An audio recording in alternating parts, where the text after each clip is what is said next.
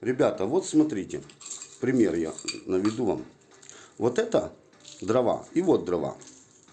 Вот это дрова мокрые дрова. Они не горят, они дымят. А это сухие дрова, они горят. То есть, что у нас получается? Когда мы покупаем пачку табака, открываем ее.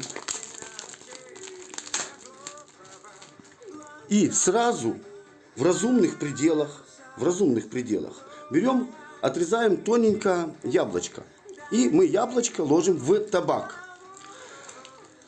Табак у нас, если он будет сухой, он будет гореть и будет мало дыма. Но дело не в дыме. Дело в том, что если курить сухой табак, будет раздражение в горле и будет постоянный кашель. Это я говорю как заядлый курильщик. Вот.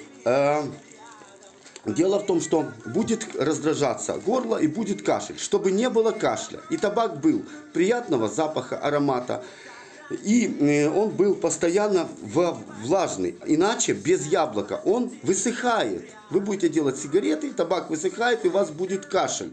Чтобы не было кашля, мы ложим вот яблоко. Если вы купили большую упаковку, пачка, есть упаковка продается табака, можно положить несколько долек яблока в разумных пределах. Можно просто-напросто положить капусту. Кусочек капусты положить.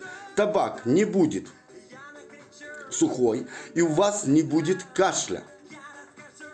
Лайфхак. Проверенный годами, проверенный жизнью, проверенный временем.